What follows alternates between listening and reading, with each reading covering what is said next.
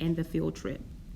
Harry and I made a promise. We said, cross my heart, hope to die, stick a needle in my eye, that we were going to be partners for our field trip 3 weeks ago. The morning of the field trip, just when the bus pulled up in front of South School, Harry said, Doug, I can't be your partner. Why? I asked. Song Lee doesn't have a partner. Her partner is home with the flu. Great, I said. So now I get to be the one with no partner. You can tough it out, Harry said. Then he flashed his ugly white teeth and sat down next to Song Lee on the bus. Harry really is horrible. I sat in front of him next to Miss Mackle. Do you want the window seat? She asked. I shook my head. I wanted to sit on the aisle across from Sydney. Sydney leaned over and said, Forget Harry. He's a canary. Harry looked over and held up a fist. I made a face. Harry is a canary. Tweet, tweet, tweet. Now Harry had both fists in the air. That's when I sat back and talked with Miss Mackle. What do you have in your lunch? I asked her. Cream cheese on date nut bread, celery, and dried apricots. It sounded like something my teacher would eat. What do you have in your lunch, Doug?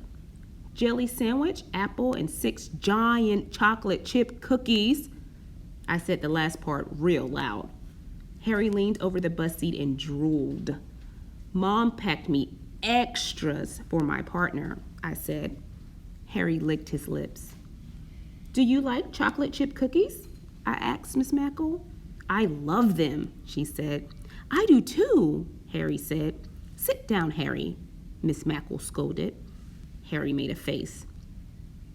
I noticed Song Lee was talking to Mary and Ida across the aisle. Harry just kept staring out the window. He had no one to talk to. When we got to the aquarium, Miss Mackle and I were line leaders. We led the class into the building and into the room with the big tropical fish tanks.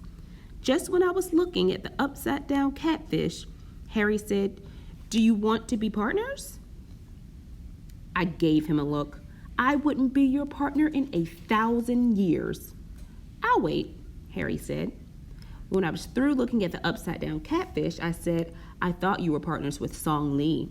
She's with her other friends, Mary and Ida. They're going to sit 3 on the seat on the way home. I wouldn't be your partner in 100 years, I said. I'll wait, Harry replied. At lunch, everyone sat at picnic tables. I sat next to Sydney. That's when a bee landed on my jelly sandwich. I didn't move. Sydney screamed. Harry grabbed his paper cup and trapped the bee on my bread. Then he took the sandwich with the cup on top of it and walked it to the trash can. Harry dropped the bee inside the can and closed the flap. Some jerk is going to get a big surprise when he opens this, he said. Then Harry offered me half of his sardine sandwich.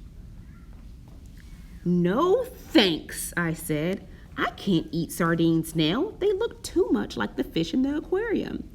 Harry stared at his sardine sandwich. He looked sick. He ran to the trash can and threw it in.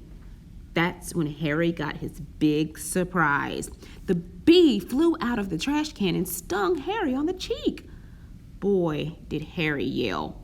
I felt bad for him. Miss Mackle got out her first aid kit and put something on Harry's bee sting. When it was time to go, Harry got on the bus first and sat in the back seat by the window, alone. As I walked up the bus aisle, Sydney moved over. Want to share a seat with us, Doug? You don't want to sit with the canary Harry. That's when I made a fist. Don't call Harry a canary. And I went over and sat down next to Harry. You don't think I'm a jerk? He asked. I shook my head. He did try to help me. He got stung because of me. I reached into my lunch bag and handed Harry my last chocolate chip cookie. Thanks, pal, he said, and he ate every crumb. Harry isn't always horrible, just once in a while.